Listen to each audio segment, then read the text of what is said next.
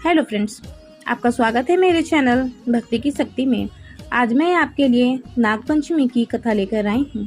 अगर आपको मेरी ये वीडियो अच्छी लगे तो कमेंट बॉक्स में नाग देवता की जय अवश्य लिखें। बहुत समय पहले की बात है, एक गांव में एक ब्राह्मण रहते थे। वह अपने परिवार का पालन पोषण गांव में भीख मांग कर करते थे। कुछ समय बाद ब्राह्मण को भीख कम मिलने लगी, तो उन्होंने सोचा कि अब मुझे बहुत कम भीख मिलती है, इससे मेरे परिवार का गुजारा नहीं हो पाता है। ब्राह्मण ने सोचा क्यों ना राजा से मदद ली जाए। यह सोचकर ब्राह्मण राजा से मदद मांगने निकल गए। चलते चलते रास्ते में उन्हें एक नाग मिला। नाग बोला, ब्राह्मण देव, आप कहाँ जा रहे हो? ब्राह्मण बोले, मैं राजा के पास मदद मांगने जा रहा हूँ। तब नाग बोला, एक भविष्यवाणी मैं आपको बताता हूँ, क्या आप राजा को बता दोगे? पर एक शर्त है, राजा आपको जो भी धन देंगे उसमें से आधा धन आपको मुझे देना होगा। ब्राह्मण इसके लिए तैयार हो गए। तब नाग कहता है कि राजा को कहिएगा कि इस साल अकाल पड़ेगा, इसलिए प्रजा के लिए जो भी कुछ करना है वो अभी कर ले। फिर ब्राह्मण महल पहुंच जाते हैं। वहाँ पहरेदार से कहते हैं कि राजा से कहो कि एक ब्राह्मण आए हैं जो भविष्यवाणी करते हैं। राजा ने ब्राह्मण को दरबार में बुलाया और पूछे, बोलो, आप भविष्य के बारे में क्या जानते हो? तब ब्राह्मण बोले, हे राजन, इस साल अकाल पड़ेगा, इसलिए आपको अपनी प्रजा के लिए जो कुछ भी करना है वो अभी कर ले। राजा ने भविष्यवाणी सुनी और राजा ने ब्राह्मण को कुछ धन देकर विदा कर दिया। वापस लौटते समय ब्राह्मण ने सोचा, यह धन तो ज़्यादा नहीं है, और अगर मैंने इसमें से आधा धन उस नाग को दे दिया तो मेरे पास बहुत कम धन बचेगा। यह सोचकर ब्राह्मण दूसरे रास्ते से अपने घर पहुंच गए। नाग के कहे अनुसार अकाल पड़ा। राजा ने पहले से ही इसे निपटने की तैयारी कर रखी थी, इसलिए प्रजा को कोई समस्या नहीं हुई। एक साल बीत गए। ब्राह्मण का सारा धन धीरे धीरे समाप्त हो गया। तब ब्राह्मण फिर से राजा से मदद मांगने जाने लगे। रास्ते में उन्हें वही नाग मिला। नाग बोला, क्यों ब्राह्मण देव, धन खत्म हो गया क्या? आपने आधा धन देने का वचन दिया था, लेकिन आपने नहीं दिया। चलो कोई बात नहीं, मैं आपको एक और भविष्यवाणी सुनाता हूँ। इस बार युद्ध होगा। राजा से कहिएगा कि जो भी तैयारी करनी है वो अभी कर ले, लेकिन इस बार आपको जो धन मिले उसमें से आधा धन मुझे जरूर दीजिएगा। ब्राह्मण नाग को वचन देते हैं और महल की ओर चले जाते हैं। राजा ने ब्राह्मण को सम्मान सहित दरबार में बुलाया तो ब्राह्मण ने राजा को भविष्यवाणी सुना दी। इस बार राजा ब्राह्मण को अधिक धन दिए और ब्राह्मण वहां से निकल गए।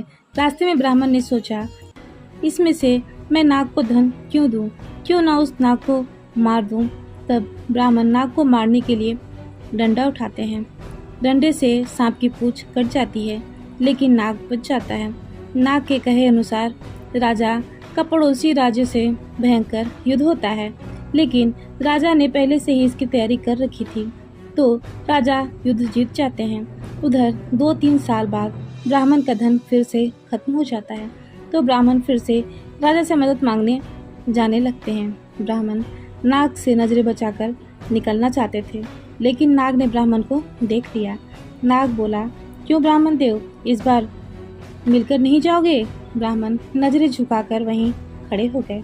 तब नाग कहता है, इस बार राजा से कहिएगा कि इस बार राज्य में धर्म की स्थापना होगी, सब काम अच्छे से होंगे, राजा और प्रजा सुखी रहेगी, लेकिन ध्यान रखिएगा इस बार जो धन मिले उसमें से आधा धन देकर ही जाइएगा। ब्राह्मण ने फिर से नाग को वचन दे दिया। ब्राह्मण महल पहुंच जाते हैं। राजा ने ब्राह्मण का खूब सम्मान किया और पहले वाली 2 भविष्यवाणियों के लिए बहुत धन्यवाद दिए। फिर राजा भविष्यवाणी के बारे में पूछे। तब ब्राह्मण बोले, राजन, इस बार धर्म की स्थापना होगी, सब सुखी रहेंगे, सब काम अच्छे से होंगे। राजा ने ब्राह्मण को बहुत सारा धन देकर विदा किया। तब गांव पहुंचकर ब्राह्मण ने सोचा, राजा ने थोड़ा सा धन दिया तो 1 साल में खत्म हो गया, फिर कुछ ज़्यादा दिया तो 2-3 साल में खत्म हो गए। मैंने नाग के साथ गद्दारी की, सो अलग। यह सोचकर ब्राह्मण सारा धन लेकर नाग के पास गए और नाग से 3 बार का धन ले लेने की बात कही। तब नाग ने कहा, हे ब्राह्मण देव, जब अकाल पड़ा तो आपने रास्ता बदल लिया और जब युद्ध हुआ तो आपने मेरी पूंछ काट दी। सब ने मेरा बहुत मजाक उड़ाया। अब जब धर्म की स्थापना हो गई तो मैंने भविष्यवाणी की थी, लोग अच्छे काम करेंगे। देखो, आप भी धर्म के मार्ग पर चलने लगे। हमें धन की क्या ज़रूरत है? आप इस धन को अपने साथ ले जाओ और खुश रहिए, लेकिन कभी भी किसी को धोखा मत दीजिएगा। तब ब्राह्मण नाग को धन्यवाद देकर अपने घर लौट आए और ब्राह्मण ने प्रण लिया कि अब कभी भी किसी को धोखा नहीं देंगे। जय हो नाग देवता की। फिलहाल इस वीडियो में इतना ही। अगर आपको मेरी ये वीडियो अच्छी लगी हो तो कमेंट करके बताएं और मेरे वीडियो को लाइक करें और ज़्यादा से ज़्यादा शेयर करें। और ऐसे ही भक्तिपूर्ण वीडियो देखने के लिए मेरे चैनल को सब्सक्राइब करना न भूलें। वीडियो में अंत तक बने रहने के लिए आपका धन्यवाद।